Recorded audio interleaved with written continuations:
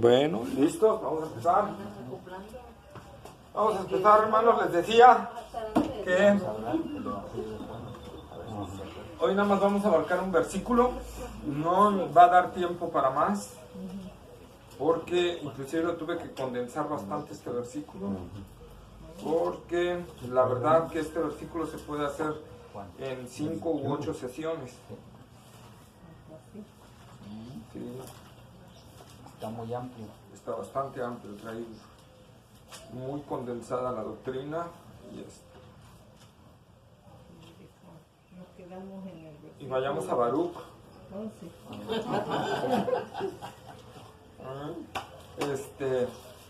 Nos quedamos en el versículo 13. 13 y veríamos hoy el 14, ¿verdad? Entonces hoy nos toca ver el versículo 14. Amén.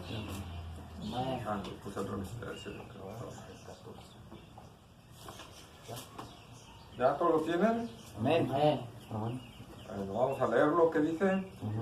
Y aquel verbo fue hecho carne y habitó entre nosotros y vimos su gloria, gloria como del unigénito del Padre, lleno de gracia y de verdad. Oremos.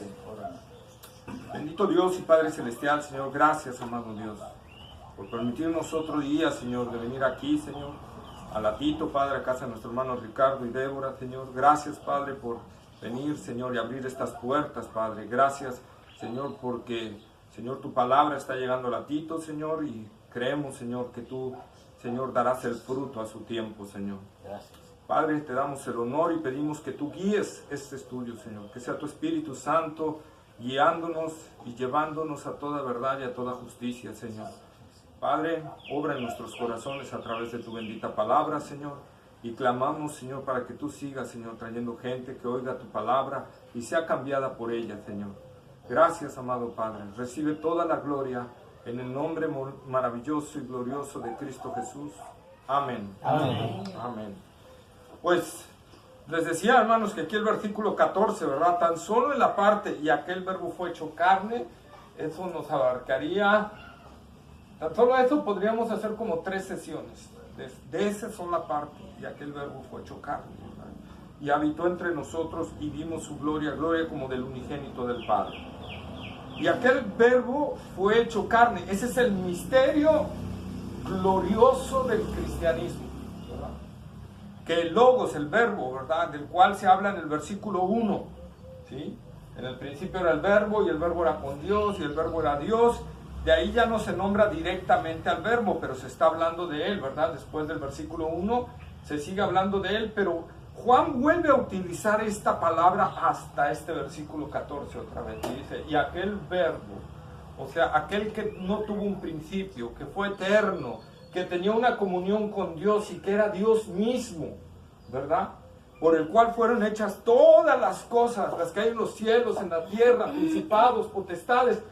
Ese ser divino, ese ser glorioso, esa segunda persona de la divinidad, ¿verdad?, que dice, se hizo carne. Amén. Se hizo carne, ¿sí? O sea, adoptó la naturaleza humana. ¿Sí? Se dice que de los versículos 1 al versículo 13 hubiera sido aceptado sin ninguna duda por Filón. ¿Quién fue Filón? Un erudito judío, ¿verdad? Un filósofo judío del judaísmo, que vivió entre el año 15 y 45 después de Cristo, muy reconocido en su tiempo, un escritor muy prolífico del judaísmo, ¿verdad? Y dicen que hasta ahí hubiera aceptado todo, pero a partir del versículo 14 ya hubiera entrado en conflicto directo con el judaísmo, ¿no? Y aquel verbo se hizo carne y habitó, dice, entre nosotros, ¿verdad? Entonces nosotros tenemos que ver que la doctrina de nosotros es, una, que Jesús era Dios, segunda persona de la Trinidad, pero 2, que también era hombre 100%, humano 100%, por eso dice 100% Dios, 100% hombre. El credo de Calcedonia, y eso se los voy a leer, el credo de Calcedonia, que tuvo lugar entre el 8 de octubre y el 1 de noviembre del año 451 en Calcedonia, ciudad de Bitinia, en Asia Menor, dice: nosotros pues, siguiendo a los santos padres, todos de común acuerdo, enseñamos a los hombres a confesar al solo y único Hijo, nuestro Señor Jesucristo, el mismo perfecto en divinidad y perfecto en humanidad, a ser reconocido en dos naturalezas inconfundibles, inmutables, indivisibles, inseparables, sin que tal unión elimine en modo alguno la distinción entre las naturalezas, antes bien preservando la propiedad de cada naturaleza y concurriendo en una persona y una subsistencia, no partida o dividida en dos personas, sino uno y el mismo Hijo unigénito. Dios el Verbo, el Señor Jesucristo, como los profetas desde el principio han declarado acerca de Él, y el mismo Señor Jesucristo nos ha enseñado, y el credo de los santos padres ha transmitido, ¿verdad? Este credo se hizo porque se unieron todas las iglesias, ¿verdad? Debido a toda la doctrina falsa que estaba saliendo. Desde el principio, tanto la divinidad de Jesucristo ha sido atacada, pero uno de los puntos más atacados del cristianismo es esto, que Cristo se hizo carne. Es decir, que Cristo tuvo una humanidad. ¿Sí? Entonces, 100% Dios, 100% hombre.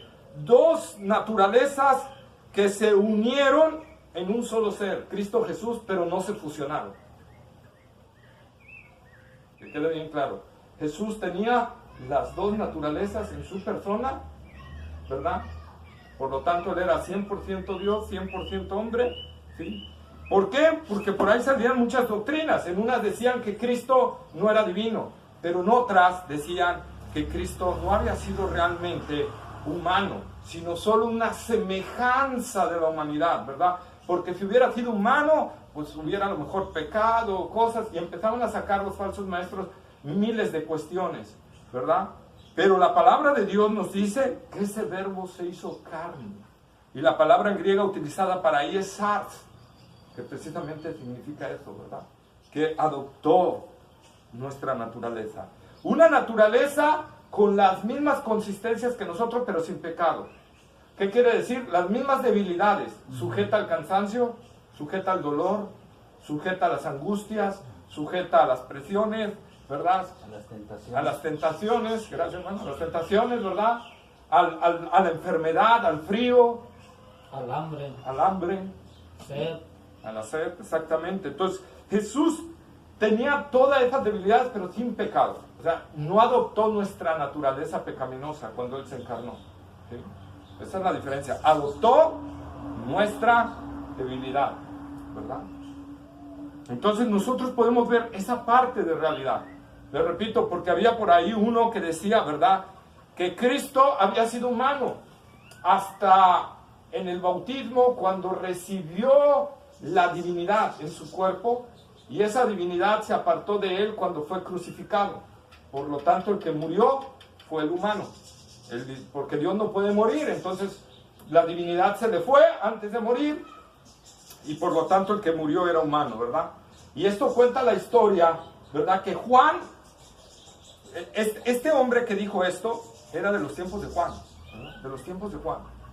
Y dice que Juan un día entró a los baños de vapor que había en ese entonces, ¿verdad? Y cuando se sentó, vio que estaba ese hombre ahí. Dice que inmediatamente Juan se levantó y salió corriendo de ahí. ¿Sí?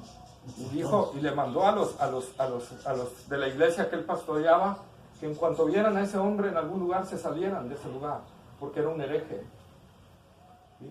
Entonces nosotros tenemos que ver el discípulo del amor, ¿verdad? Que nosotros le decimos el discípulo del amor, pero no soportaba a los falsos maestros. ¿Sí? Entonces nosotros tenemos que entender bien nuestra doctrina. Nosotros creemos que Jesús, ¿verdad?, tenía las dos naturalezas en él. Una sola persona, dos naturalezas. Así como creemos un solo Dios, tres personas, ¿verdad? Tres personas. Jesús, una sola persona, dos naturalezas, ¿sí?, en él, habitando, diferentes. Por lo tanto, Jesús tenía un espíritu humano y el Espíritu divino. Su Espíritu de Él mismo. Nosotros es lo que tenemos que entender. Apartarnos de esto es hacer una herejía. Por eso dice, ya que el Verbo se hizo carne, adoptó nuestra naturaleza.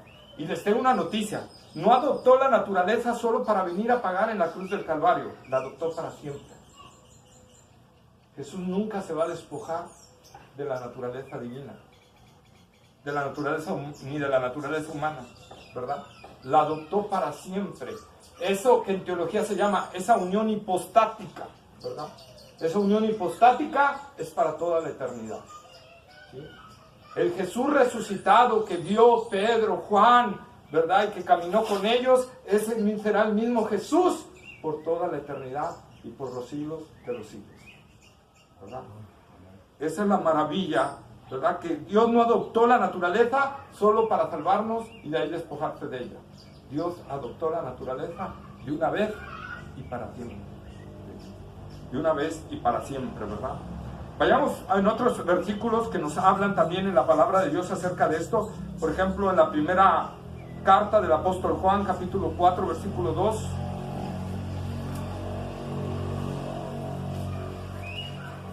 En esto, conoced el Espíritu de Dios, todo espíritu que confiesa que Jesucristo ha venido en carne es de Dios. Ahí está, todo espíritu que confiesa que Jesucristo ha venido en carne es de Dios. ¿Qué quiere decir? Que tanto es Dios como que se hizo carne, o sea, tomó forma humana, ¿verdad? Y adoptó esa naturaleza. Romanos capítulo 1, versículo 3. Libro de Romanos, capítulo 1, versículo 3. Acerca de su Hijo, nuestro Señor Jesucristo, que era del linaje de David, según la carne. Ahí está, ¿verdad? Que era del linaje de David, según la carne. ¿Sí? ¿Ok? Que era del linaje de David. Jesús nació del linaje de David. Romanos 8:3.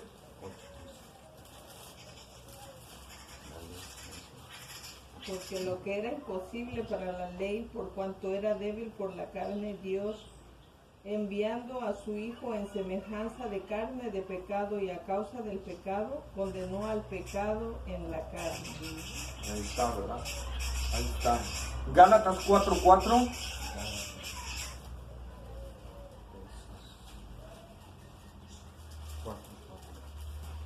Pero cuando vino el cumplimiento del tiempo, Dios envió a su Hijo nacido de mujer y nacido bajo la ley. Ahí está, ¿verdad? Nació de mujer y nacido bajo la ley. Filipenses, que ese es conocidísimo, capítulo 2, versículos 5 al 11.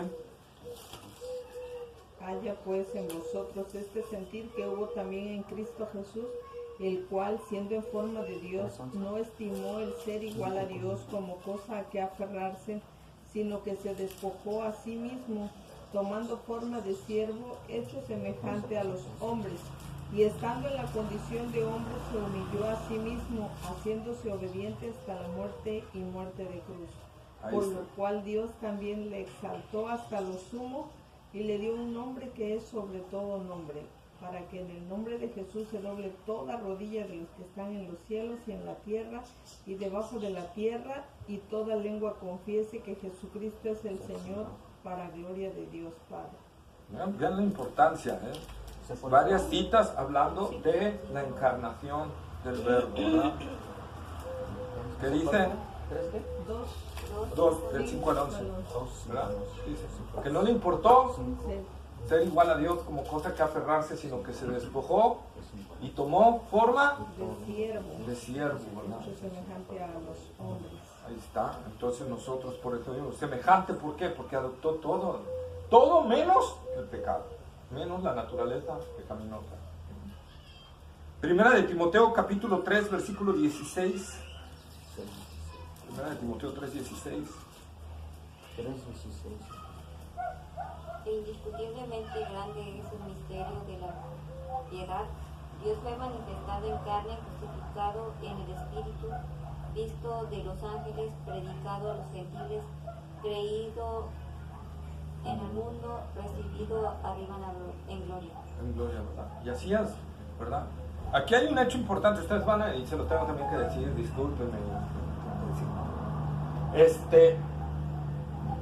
Dios no es la traducción más correcta. La traducción más correcta es Él fue manifestado en carne. No está mal que la Reina Valera lo haya puesto Dios. ¿Por qué? Porque Él, la forma en que lo está poniendo ahí Pablo, está simbolizando a Dios. Nosotros en el Antiguo Testamento, los nombres de Dios, vamos a ver El Elión, El Olam, simbolizando, ¿verdad?, a Dios, El Dios, ¿verdad? No está mal que lo haya traducido por Dios, porque al final es la idea que está plasmando el apóstol Pablo, pero la traducción real es Él fue manifestado en carne. ¿Ok? Se los aclaro porque si le llegan a sacar este versículo a gente que no cree que Jesús fue Dios, se van a reír y van a decir, mira, esta es la traducción real. Entonces, se los aclaro para que lo sepan, ¿verdad? Y de por qué la Reina Valera lo tradujo como Dios. Porque Él simboliza eso, Dios. O sea, en la forma en la que la está plasmando Pablo. ¿Sí? Hebreos 2:14.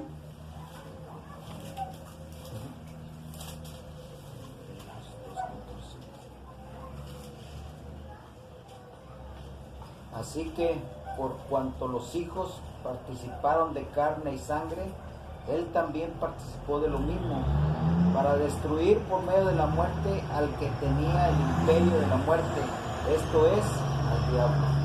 Ahí está, ¿verdad? Entonces nosotros vemos que vez tras vez, no solo Juan, Pablo, ¿verdad? El escritor de Hebreos y los apóstoles estuvieron hablando acerca de que Jesús, ¿verdad? Dios se hizo hombre, ¿verdad? Se hizo hombre, adoptó nuestra naturaleza humana sin dejar de ser Dios. Sin dejar de ser Dios. ¿Sí? La iglesia durante los 5 primeros siglos estuvo batallando contra esto, ¿verdad? Y fielmente estuvo defendiendo esta postura. Posteriormente empezaron a ceder, ¿verdad? Ya no empezó a haber tantos eruditos como había en un inicio, ¿verdad? Pues en los primeros siglos, ¿qué pasó? Venía gente directo de los apóstoles, ¿verdad? Como Policarpo, otro, ¿cómo se llama? Se me fue el nombre, pero bueno, entre ellos Policarpo, ahorita se me fue el nombre de los otros, pero, ¿verdad? Ellos a su vez tuvieron discípulos y eso los adoctrinaron bien también, ¿verdad? Entonces pudo haber buena defensa del Evangelio, pero eso se fue perdiendo. Se fue perdiendo y la iglesia, ¿verdad?, fue disminuyendo. Por eso es que nosotros vemos, y cité el credo de Calcedonia, año 451, porque todavía, ¿verdad?, se estaban viendo las defensas y empezaba a aparecer en ese entonces, a aparecer la descomposición de la iglesia y empezaba a aparecer lo que hoy conocemos como la Iglesia Católica Romana. Les tengo que decir, que en los escritos antiguos de los padres, porque se los pueden citar también, y aprovechando que estamos viendo esto, y llamamos a los padres a los que fueron después, a la generación después de los apóstoles, ¿sí? Ellos hablan de la Iglesia Católica, ¿sí?, pero en el sentido de la palabra etimológica que significa católica. ¿Saben qué significa católica? Universal. Por eso muchas veces la Iglesia Católica, mira, yo vengo desde la antigüedad, aquí están los escritos, y mira, dicen Iglesia Católica, pero está utilizando católico en el sentido etimológico de la palabra, que es universal. Nosotros, al final de cuentas, etimológicamente, pertenecemos a la Iglesia Universal, porque solo hay una Iglesia en Cristo Jesús, la verdadera, ¿verdad? La Iglesia, como hoy se conoce como la Católica Romana, empieza en el siglo V y VI después de Cristo. ¿Sí? V y VI después de Cristo. Por eso este credo todavía es válido, ¿sí? Esto que estamos poniendo. ¿Sí? Eso es muy importante saberlo porque, ¿verdad?, nos puede mover y... También empieza, en la católica empieza ya en Roma, ¿no? Porque lo que usted está mencionando, los primeros 5 siglos, esos textos todavía vienen de Israel, de los judíos. Y ya la católica, la universal, ya cuando la nombran ya católica, ya es en Roma. Bueno, los primeros siglos ya la iglesia de Jerusalén ya no tenía, figuraba. ¿Ya no? No, la iglesia de Jerusalén dejó de figurar por el siglo I, siglo II. Ya no. En sí la que figuraba era la iglesia de Roma. ¿Por qué? Por los concilios. ¿Qué sucedía? Hay un refrán ahí muy conocido, que luego lo utilizamos hasta la fecha. Dicen, todos los caminos conducen a Roma. ¿Por qué decían eso? Porque precisamente los romanos en su conquista hacían camino para llegar a... Si había una ciudad nueva que no tenía un camino, hacían un camino desde Roma hasta esa ciudad. Entonces, todo camino que agarraras te llevaba a Roma. Entonces, ¿qué empezó a suceder? Dicen los historiadores, y ahí es donde viene la descomposición, que por comodidad todos los concilios empezaron a hacerse en Roma. ¿Sí? Por comodidad, porque no era lo mismo. Oye, vamos a hacer el concilio en, no sé, en Jerusalén. Los que vivían hacia Roma, pues tenían que subir hasta Roma y luego bajar si querían irse por el camino. Y si querían irse por senderos peligrosos, pues sí podían acortar, ¿verdad? Pero era más peligroso. Entonces lo que empezó a suceder es que empezaron a hacer todos los concilios en Roma, ¿sí? Y entonces dicen los historiadores que el obispo de Roma, ¿verdad? El obispo de Roma empezó a tomar una autoridad que no le correspondía. Entonces empezó a creerse con más autoridad que los otros obispos. Eso dice, ¿verdad? Y de ahí empezó la descomposición de la iglesia hasta el año 300, cuando viene Constantino, ¿verdad? Y se establece la iglesia imperial, que es la iglesia con Constantino, y ya empieza a degradarse todavía más la iglesia. Posteriormente, ya en el año 460, 470, es cuando emerge lo que hoy conocemos como la iglesia católica romana, ¿verdad? El primer papa. El primer papa. Sí. Por eso nace entonces de ahí la iglesia católica. Por eso nace ahí la iglesia católica. Romana, ¿verdad? Como les dije. Por eso, y le digo, les aclaro porque va a haber gente estudiosa católica que le va a decir, mira, pero está escrito del padre de la iglesia del año segundo, dice iglesia católica. Entonces la iglesia católica existía desde ese entonces. No, pero habla de iglesia católica en el sentido etimológico. Iglesia universal. De hecho, dicen que somos los separados, por eso. Así ¿no? es, porque por eso. dicen que de ahí nace la doctrina, ¿no? Según ellos, y nosotros salimos Los de hermanos separados. Así es. Ajá, nos llaman los hermanos separados. Los hermanos separados. Pero realmente, históricamente, y hasta la historia secular lo comprueba, la iglesia católica nace hasta el año 460, 470 después de Cristo. Lo que hoy conocemos, ¿verdad? Como iglesia católica. ¿Sí? Bueno, pues seguimos con nuestro tema, ¿verdad? Nos salimos un poquito, pero era para aclarar. Entonces nosotros vemos, ¿verdad?, cómo el Señor Jesucristo desciende de su trono de gloria, ¿verdad?, y adopta la naturaleza humana. Esa naturaleza que, como dijimos, está sujeta al cansancio, al dolor, a la miseria y a la muerte. Vamos, por ejemplo, a Juan capítulo 4, versículo 6.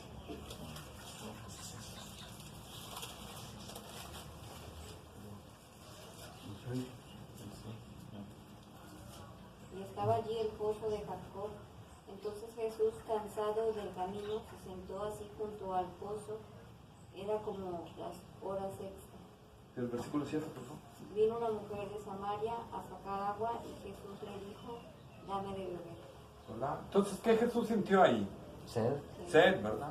Entonces vemos que Él tenía un cuerpo Jesús hombre. humano, que tenía sed igual que nosotros, ¿verdad? Que nos da sed, Él tenía eso. Juan 11, 33 y 35. Pero también dice que estaba cansado, ¿no? Amén. También dice eso, ¿verdad? Ya. Cansancio y sed. Jesús se cansaba igual que nosotros. Hay una silla. Jesús se cansaba igual que nosotros, tenía sed igual que nosotros. Juan capítulo 11, versículo 33 y 35. Entonces, Jesús al verla llorando y a los judíos que la acompañaban también llorando, se estremeció en espíritu y se conmovió. Jesús lloró. Ahí está, ¿verdad? Jesús también lloraba. Jesús también se angustiaba, ¿verdad? Jesús también sentía el dolor de la gente. ¿Sí? Juan 12, 27. Ahora está turbada mi alma, ¿y qué diré? Padre, sálvame de esta hora. Mas para esto ha llegado a esta hora. Está, ¿verdad? He llegado. También, ¿qué sintió ahí? Angustia. Angustia tremenda, ¿verdad? También, Sálvame, sí. le dice. Por eso Sálvame. dice la Biblia, ¿verdad? Que fue tentado todos nosotros. Él vivió las mismas debilidades, las mismas presiones. Todo lo de nosotros. Todo. ¿Sí? Juan 13, 21. Habiendo dicho Jesús esto, se conmovió en espíritu y declaró y dijo: de cierto os digo, que uno de vosotros me va a entregar. Sí, a Jesús también le dolía, se decepcionaba de las traiciones, ¿verdad? Entonces quiere decir, hermano, que nosotros cuando nos dolemos o nos decepcionamos porque alguien nos traicionó, no quiere decir que esté mal, ¿verdad? Malo que dejemos ir más allá de eso, ¿verdad? A una amargura, pero el Señor Jesús también padeció eso y también le dolió en su corazón, ¿verdad? Y también, porque era humano, así es. Era un humano igual que nosotros, 100% humano. ¿Sí? Por eso le dolió tanto la traición de Judas. Le dolió tanto. Juan 19:30, Juan capítulo 19, versículo 30. Cuando Jesús hubo tomado el lugar, le dijo: consumado es, y habiendo inclinado la cabeza, entregó el espíritu. Ya el que vivió la muerte, ¿verdad? La muerte. La muerte. Dios no murió. Murió la humanidad de Jesús, ¿verdad? Murió su humanidad. Esta clase de amor es de la que el Verbo, ¿verdad?, se revistió, un amor incomprensible y condescendente, ¿verdad?, para venir a hacer la voluntad de su Padre y venir a rescatarnos, ¿verdad?, y venir por nosotros. Y aquel Verbo se hizo carne. Dios adoptando una nueva naturaleza sin dejar de ser Dios, pero a diferencia de su naturaleza como Dios, adoptó una naturaleza frágil, débil. Una naturaleza, él tenía una naturaleza todopoderosa, que todo lo sabía, omnisciente, omnipresente, omnipotente, y de repente, por salvarnos a nosotros, toma la otra naturaleza con las mismas debilidades que cada uno de nosotros tenemos. Ahí entra en vigor la palabra que dijo ese día de que se pusieran sus zapatos, dichosa, ¿no? Así es, ¿verdad? Porque Él vino exactamente a ponerse nuestros zapatos y a venir a morir por nosotros como un sustituto real. Porque para ser un sustituto tenía que saber todo, vivir, no solo saberlo. Hablo cuando digo de saber, de conocimiento, es conocimiento vivencial. Vivir realmente todo lo que nosotros vivimos para entonces ser un fiel sacerdote, sumo sacerdote que pueda interceder por nosotros. Pastor, en una ocasión escuchaba que inclusive él experimentó hasta la muerte, su muerte física. Su muerte física. Y decía alguien que predicaba que inclusive la muerte de Jesús físicamente experimentó, pero que nunca se va a comparar a la nuestra, primero por todo lo que hizo, la salvación, pero que Él murió completamente solo, abandonado por su Padre, cosa que nosotros, decía el predicador, no sé si es correcto, que en nosotros no va a pasar así, porque Él va a estar el día que nosotros experimentemos la muerte.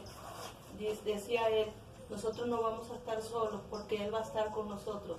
Mas sin embargo, Él sí experimentó una muerte terrible porque su Padre lo abandonó en ese momento, porque así tenía que ser para que Él pagara los pecados.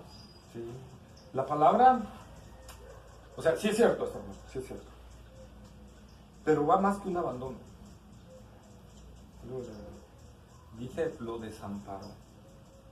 No solo lo abandonó, lo desamparó. ¿Qué diferencia hay entre abandonar y desamparar? Que le quitó todo lo que... Totalmente. Es como si le hubiera dicho a Satanás, Sí. Haz lo que quieras. haz de lo Ahí que te lo doy, te lo entrego. Eso es Su protección, su mirada, todo. Literalmente, por eso algunos teólogos dicen, es como si le hubiera dado la espalda. Le hubiera dicho, no voy a oírte. Satanás, puedes hacer lo que tú quieras. Eso es lo que vivió Jesús en la cruz. Lo que nunca había vivido en toda la eternidad. El desamparo de su Padre. ¿Verdad? Una comunión eterna y de repente sentir en su humanidad, porque ese es el lado, en su humanidad, sentir que lo abandonó. Que lo desamparó. Desamparado completamente. Que lo desamparó. Entonces, eso es lo terrible. Eso es lo terrible. ¿Verdad? Y sí, como dice, ¿verdad? Ahí. Es más, hay una evidencia. En Hechos, es que, disculpen, las citas me fallan mucho, pero en Hechos, cuando Esteban es apedreado, dice que levantó sus ojos al cielo y ¿a quién vio? A Cristo. Estaba Jesús con él, en los cielos, viéndolo, ¿verdad? Directamente. Sí, así es. Nosotros, ¿verdad? Morimos con una esperanza viva y morimos con Cristo también. Morimos, o sea, sintiendo la gracia y el amor de Cristo en nosotros.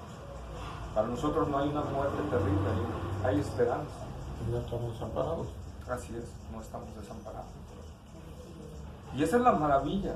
Y aquel verbo, o sea, Dios tomó una nueva naturaleza sin dejar la suya para poder venir a rescatarnos, ¿verdad? Y a salvarnos. Y luego dice Juan, y habitó entre nosotros, ¿verdad? Habitó entre nosotros. Aquí el verbo habitar es esqueno en griego, que significa tabernaculizó o moró en un tabernáculo. ¿Sí? ¿Qué quiere decir? Juan aquí está evocando, fíjense, y aquí es donde tenemos que ver, toda la escritura habla de Cristo. El Antiguo Testamento habla de Cristo. El Nuevo Testamento Con mayor razón. Cuando Juan está aquí utilizando esqueno, que tabernaculizó, está haciendo referencia al tabernáculo del Antiguo Testamento. Está haciendo una referencia al tabernáculo del Antiguo Testamento. ¿Qué era el tabernáculo en el Antiguo Testamento? Era donde Dios bajaba, El lugar santo. ¿verdad? En el lugar santísimo. Santísimo. Bajaba, ¿verdad? Y la nube, y ahí moraba el Señor. ¿Sí? Representaba la presencia de Dios. Representaba la presencia de Dios, amén, hermano. Entonces, ¿verdad? ¿Qué representaba el tabernáculo en aquel entonces? La encarnación de Cristo mismo, hecha realidad, en el momento en que Él se hizo carne y habitó entre nosotros. El tabernáculo nos habla de Cristo. Hay una enseñanza inclusive de cada una de las partes del tabernáculo, todas nos hablan de Cristo, todas. Entonces Juan está aquí diciendo tabernaculizó, o sea, puso su tienda entre nosotros. Puso su tienda entre nosotros. Y no por un día o por 2 días, como en la antigüedad, ¿verdad? Que se movían y tenían que moverla, la mudaban y se movían a otro lado y la ponían. No, Él habitó entre nosotros, puso su tienda entre nosotros durante 33 años.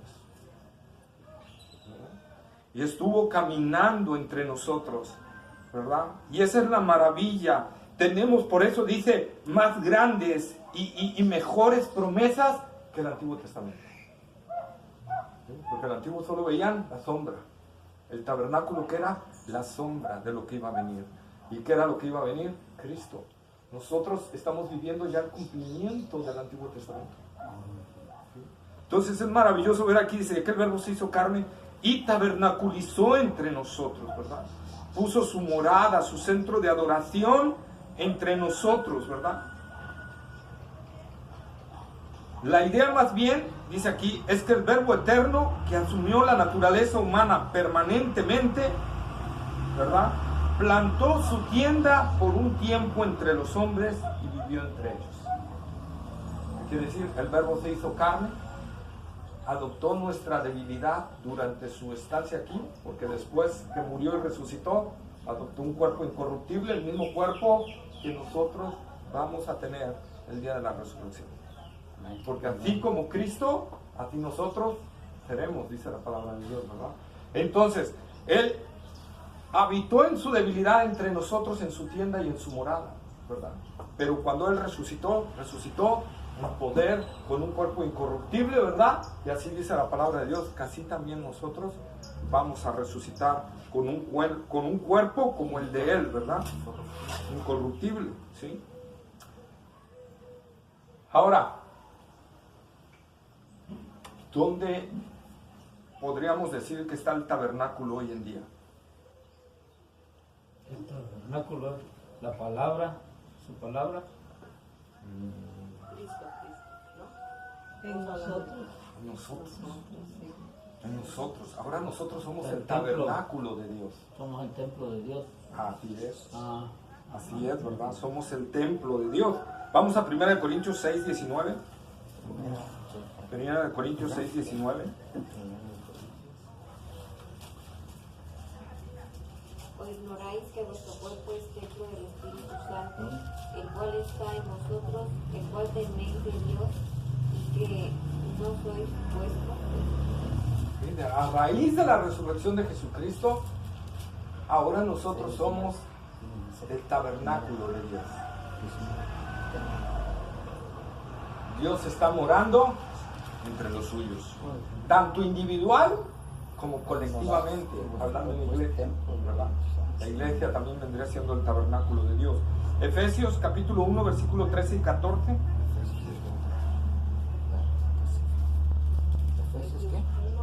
Efesios capítulo 1, versículo 13 y 14. 13 y 14.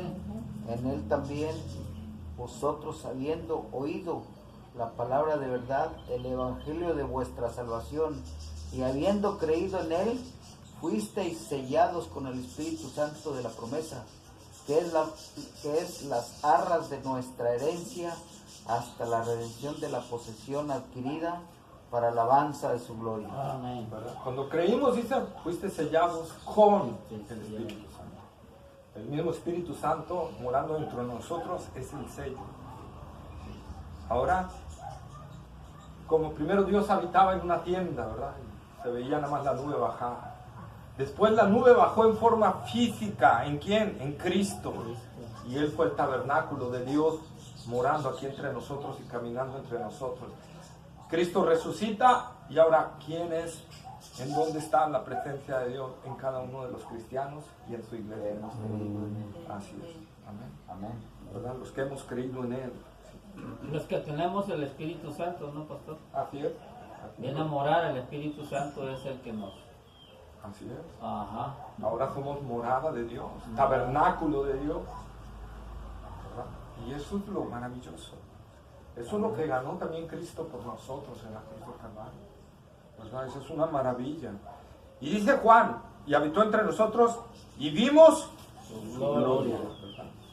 Aquí la palabra griega para vimos no es algo así de ver nada más. Es de observar, contemplar, llevar un tiempo analizando para después sacar un resultado. ¿Sí? Eso es realmente cuando está diciendo Juan. Vimos su gloria. ¿A qué se refiere con su gloria? Bueno, yo saco aquí 4 puntos, hermanos, que se puede estar refiriendo Juan. 4 puntos. 1, que Juan puede estar refiriendo a que vieron su gloria. ¿En qué sentido? En el sentido de la moralidad del Señor Jesucristo. La vida perfecta de Jesús, justa y llena de amor, no tenía igual en toda la historia de la humanidad. Ni en Adán ni Eva había este nivel de moralidad y amor como el que Cristo, ¿verdad? Como el de Cristo, ¿sí? Nadie podía reprocharle a Jesús, ni aun sus enemigos, ¿verdad? Él reflejaba los atributos morales de Dios sin lugar a dudas, en todo su esplendor. Vamos a Marcos, capítulo 1, versículo 22. 1:22.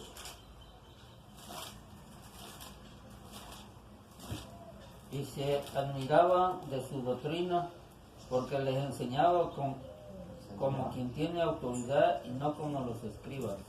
Ahí está, ¿verdad? Quiere decir que su vida respaldaba todo lo que él decía. Todo lo que él decía, ¿verdad? Y la gente se admiraba de Cristo. Juan, capítulo 8, versículo 11.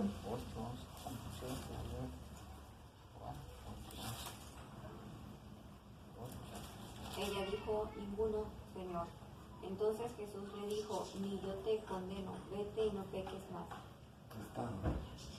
Ahí está, la moralidad del Señor Jesucristo, ¿verdad? Diciéndole a esa mujer, ¿dónde están los que te querían condenar? Ya no están, Señor. No hay ninguno, ni yo te condeno. Vete y no peques más. Vemos a Jesús siempre hablando, ¿verdad? Con un nivel superior, la gente admirándose del amor, de la gracia que desplegaba Jesucristo en su andar, en su caminar, ¿verdad? Entonces, imagínense, como dijimos, que dice Juan, vimos, que el vimos significa contemplar, estar en observación y sacar conclusiones. Los 3 años que anduvieron con el Señor Jesús, viendo su forma de comportarse, su forma de tratar a la gente, su forma, ¿verdad?, de dirigirse, de tratarlos a ellos. Es una forma como vieron la gloria del Señor. 2, su gloria puede referirse a los milagros que vez tras vez vieron los discípulos, donde se reflejaba el poder, la sabiduría, el conocimiento y la omnipresencia de Dios. Amén. Lucas 8:25. Lucas capítulo 8, versículo 25.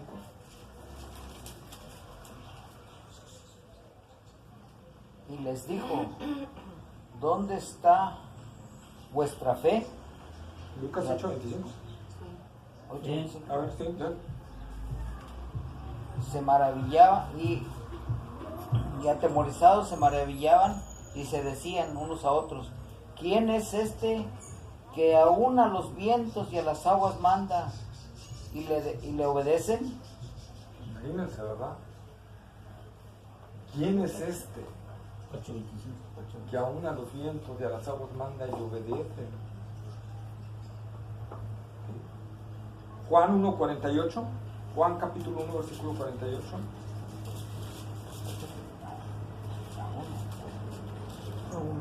Le dijo Natanael, ¿de dónde me conoces? Respondió Jesús y le dijo, antes que Felipe te llamara, cuando estabas debajo de la higuera, te vi.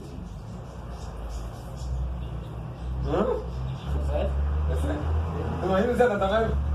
¿Cómo me viste, Señor? Si tú estás acá. Jesús desplegando su omnipresencia, porque Él era 100% Dios, ¿verdad? No es, fíjense, no era su omnisciencia, que también la despliega en algo que le dice a Juan, a Natanael, perdón, y tendríamos que desplegar y hacer un estudio especial. Sí hay parte de la omnisciencia de Dios, pero no, porque en este versículo es la omnipresencia. ¿Por qué? ¿Por qué la omnipresencia? Lo había visto allá y ahorita ya lo está viendo acá. Exacto. ¿Qué dice el versículo? Te vi. ¿Creíste porque te vi debajo de la higuera? Estaba debajo de la higuera, te vi. ¿Verdad? Te vi. O sea, lo vio. La omnipresencia de la divinidad. ¿Sí? Entonces, vean ese Jesús con el que van caminando los discípulos y van viendo cuestiones asombrosas, maravillosas, gloriosas que está haciendo el Señor. Y Juan dice, wow, vimos su gloria. ¿Verdad? Vimos su gloria. Acuérdense, ¿qué dijo Nicodemo? Nadie puede hacer los milagros que tú haces si no está Dios conmigo. ¿Sí? Nosotros vemos entonces como punto 2 que se puede referir también a eso. El tercer punto, su gloria puede referirse al monte de la transfiguración, ¿verdad? Mateo 17:2.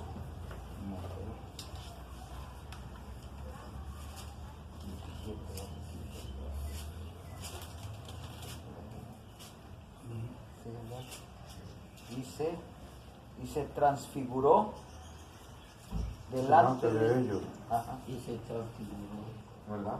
Y resplandeció su rostro como el sol y sus vestidos Y sus vestidos Se hicieron blancos como la luz.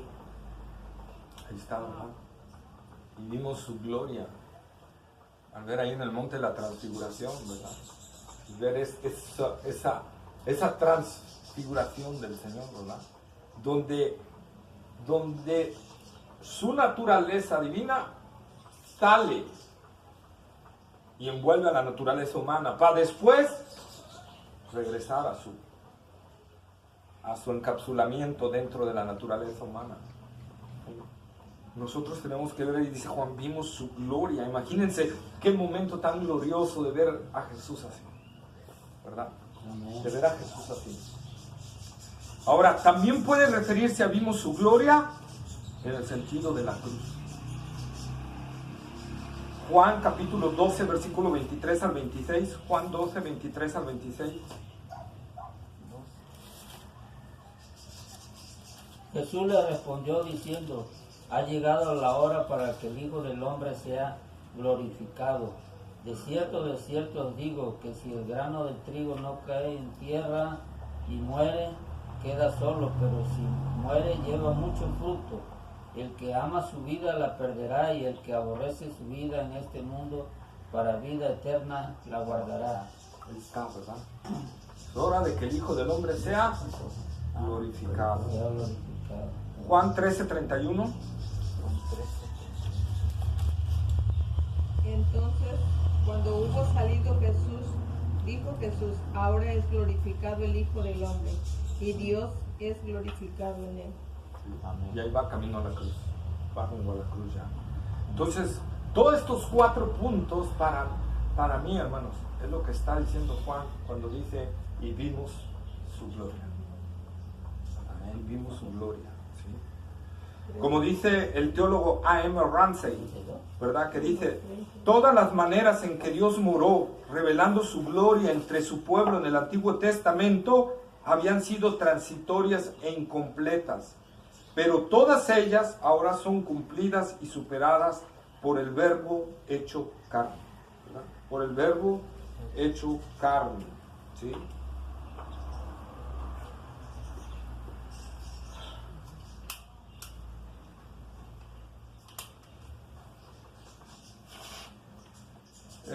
Y vimos su gloria. ¿Gloria como de qué? Del unigénito. La palabra ahí en griega es monógenes, que distingue a Cristo como el único Hijo del Padre. Como el único Hijo del Padre.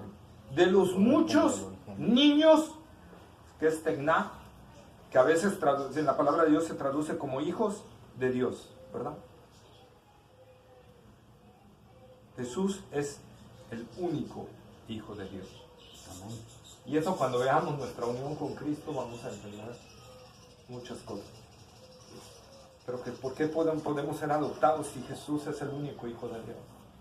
Por nuestra unión con Cristo. Amén. ¿Sí? Por esa parte, ¿sí? Él es el Hijo eterno. Juan 17:5. Juan capítulo 17, versículo 5.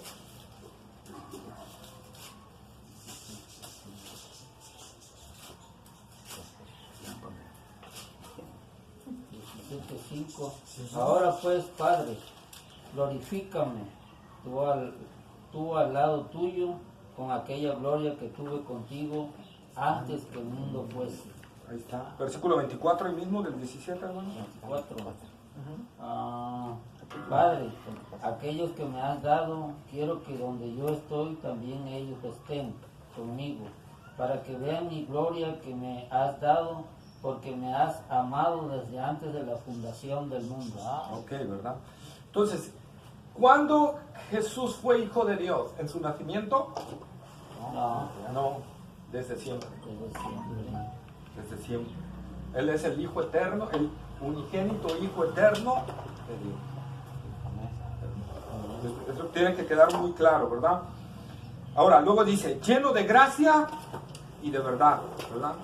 El vocablo verdad se une con gracia en relación con Jesús, una combinación vista a menudo en el Antiguo Testamento. Génesis 24, 27 y 49. 24, 27 y 49. Y dijo: bendito sea Jehová, Dios de mi amo Abraham, que no apartó de mí, amó su misericordia y su verdad, guiándome Jehová en el camino a casa de los hermanos de mi amo. ¿Y 49? Ahora pues, si vosotros hacéis misericordia y verdad con mi Señor, declarádmelo, y si no, declarádmelo, y me iré a la diestra o a la siniestra. Ahí está, ¿verdad? Entonces, misericordia y qué? Y verdad. ¿No? Génesis 32, 10.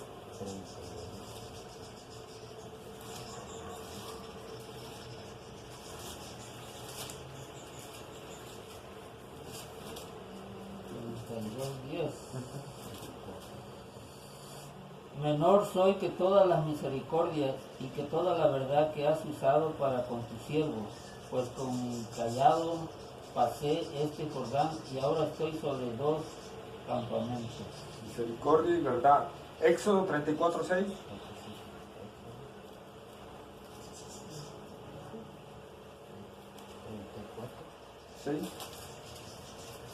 Éxodo capítulo 34, versículo 6.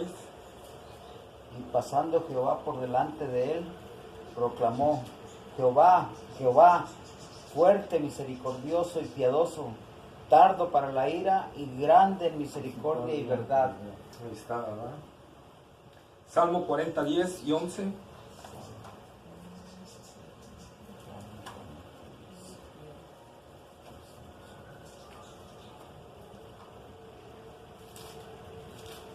Entendí tu justicia dentro de mi corazón, he comunicado tu fidelidad y tu salvación. No oculté tu misericordia y tu verdad es en grande asamblea. Jehová, no retengas de mí tu misericordia y tu verdad me guarden siempre. Está, ¿verdad? Y entonces Juan, cuando está diciendo aquí lleno de gracia y de verdad, ¿qué está diciendo? Viene diciendo, ¿verdad? El unigénito del Padre, lleno de gracia y de verdad. ¿Qué quiere decir esto? Está invocando al Antiguo Testamento, está hablando de la divinidad. Que es, otra vez, que ese verbo era Dios, ¿verdad? Que ese Hijo que vino a este mundo a encarnarse era Dios mismo encarnándose, ¿verdad? Tomando carne, lleno de gracia y de verdad. 2 atributos inconfundibles de Dios. 2 atributos inconfundibles de Dios. Entonces nosotros tenemos que ver la maravilla de esto, ¿no? Tuve que resumir todo esto, resumirlo, ¿verdad? Porque les decía, fácil nos podíamos llevar mínimo unas 6 a 8, ¿verdad? Estudios para desplegar todo esto, ¿verdad? Pero lo importante es que nosotros entendamos esto. Dios se hizo carne. La segunda persona de la Trinidad vino a este mundo y adoptó por siempre la naturaleza humana. Por siempre. Primero en debilidad y luego en poder. Y así va a suceder también con nosotros, ¿no? Ahorita estamos en debilidad. Próximamente, ¿verdad? Resucitaremos en poder. ¿Sí? Y ya todo esto se acabará. Los dolores, el quebranto, la sed, la decepción, la angustia, ¿verdad? Todo eso. Las tentaciones, todo eso se irá. Las enfermedades ya no vendrán jamás. Nos espera un fin glorioso. ¿Todo por qué? Porque el Verbo se hizo carne, ¿verdad? Y vino a pagar el precio por nosotros para que todo aquel que en él cree no se pierda, sino tenga vida eterna. Amén. Amén. ¿Dudas, preguntas, hermanos?